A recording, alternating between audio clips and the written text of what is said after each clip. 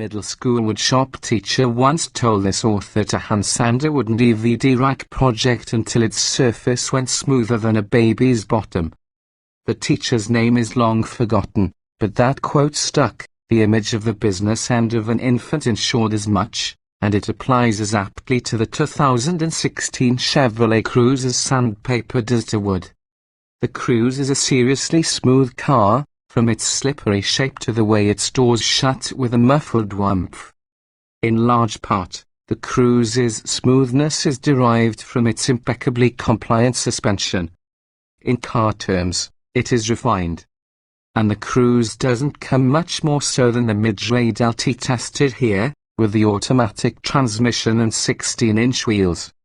The available premium model with the largest wheels available 18 inches may be less smooth, while the base Cruze L with its 15-inch tires and their taller sidewalls may be smoother still.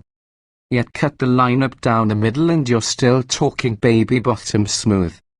Sanding off the edges dimensionally, the Cruze's wheelbase is 0.6 inch longer than its predecessors while overall length is up 2.7 inches, placing it at the large end of the compact class. Yet by sanding the edges off the previous Cruze's upright, 3-box sedan shape, Chevrolet lowered the roof by 0.7 inch and reduced nearly every major interior measurement save for rear leg and knee room. Consider it a sort of packaging coup that the car somehow feels more spacious than before.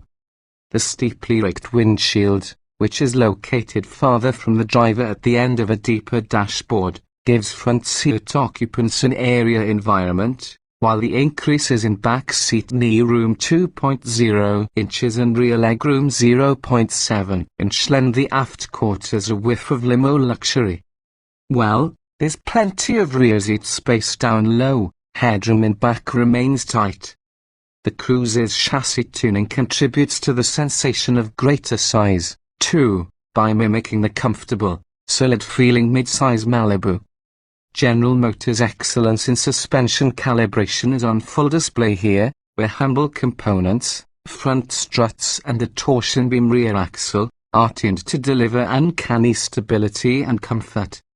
Sportiness clearly wasn't a target, but neither the Cruze's stability nor the driver's sense of control is compromised even while absorbing ruts and bumps like the larger car.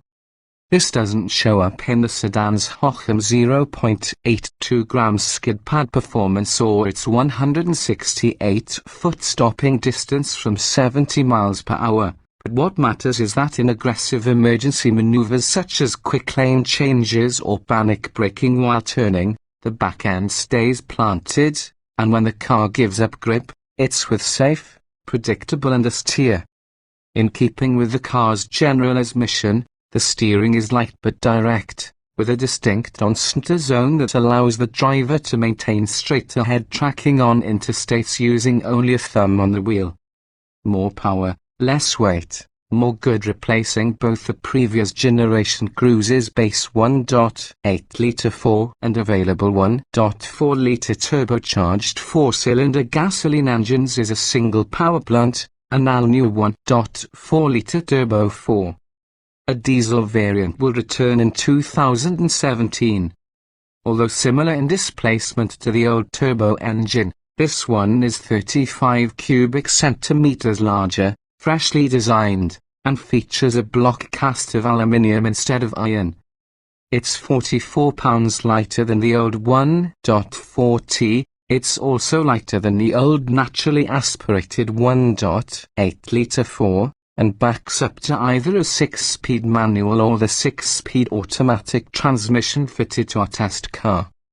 With 153 horsepower and 177 lb-ft of torque, the new engine bests the old 1.4T by 15 horsepower and 29 lb-ft. This more powerful engine has less cruise to lug around. Chevrolet removed mass from nearly every area of the sedan, including 24 pounds from the automatic transmission and 53 pounds from the steel unibody. Our test car feathered the scales at 2,944 pounds, 262 pounds lighter than a previous generation Cruze LTZ we tested in 2010 and 199 pounds lighter than a non-turbo, more sparsely equipped Cruze LS we evaluated in 2011. That's a big mass reduction, and it helps the 2016 Cruze scoot to 60 miles per hour in 7.6 seconds, 1.3 seconds quicker than the previous 1.40. This performance improvement is dramatic on paper, but it doesn't feel like performance tuning. This engine is set up to operate at a relaxed pace, more diesel-like than fire-breathe air. Peak torque comes on at just 2,000 revolutions per minute, and the 6-speed automatic transmission chooses the highest gear possible to keep the engine in this zone. Hold down the accelerator, and the engine rumbles toward its 5,600 revolutions per minute horsepower peak, but you won't spend much time exploiting the 153 ponies unleashed there because the transmission upshifts between 5,500 and 5,700 revolutions per minute, well short of the 6,500 revolutions per minute red line. One look at the engine's power curve reveals the shift programming is no accident. Horsepower drops off precipitously after the 5,600 revolutions per minute peak, leaving little point in holding on to gears beyond its engine speed. The shifts themselves are surprisingly quick and, yes, smooth. The programming insists on choosing one gear above what a driver might choose, however, meaning that even when the transmission downshifts, the Cruze can feel flat-footed coming out of corners because it's still in too high a gear. The upshot is that revs are kept low nearly all of the time, which contributed to our observed fuel economy of 33 miles per gallon, and this reliance on the engine's low torque means even small throttle applications accelerate the Cruze without an uncouth downshift. Smooth. America's ride having established by now that the Cruze is ideally suited to, cruising, it's time to discuss the car's improved interior. While many small cars suffer from front seats with short cushions that leave occupants' legs unsupported, the Cruze's front chairs are big and cosseting, providing a consistent hug from behind one's knees all the way up to the shoulders. Our Cruze LT came equipped with an optional power driver's seat that offered adjustments for cushion tilt, seat height, lumbar, and backrest angle, all of which made finding a comfortable driving position easy.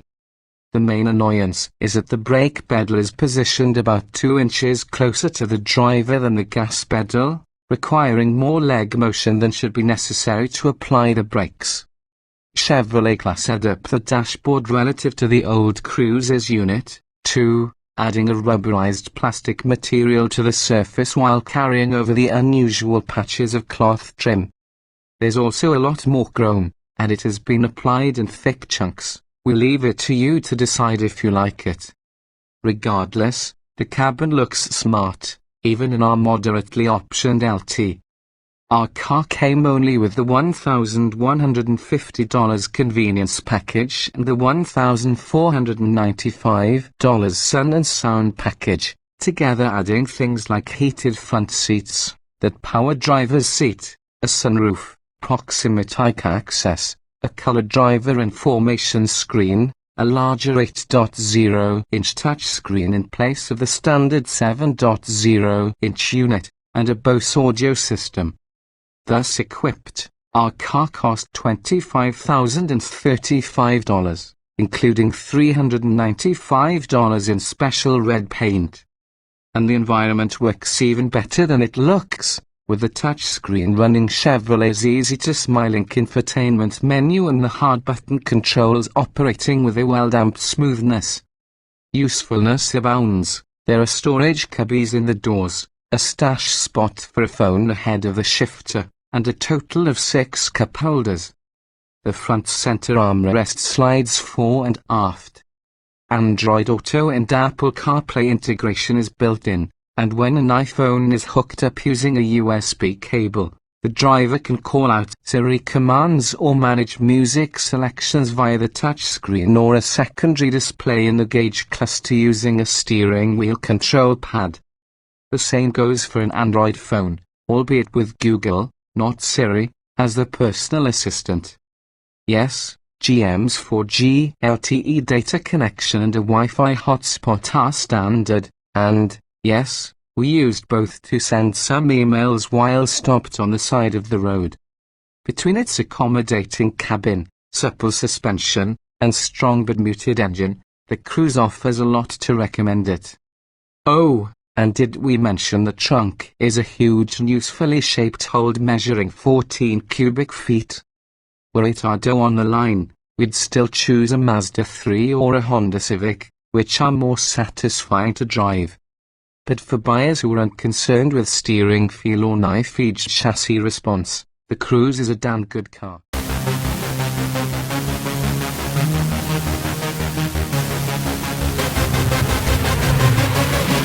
Yeah.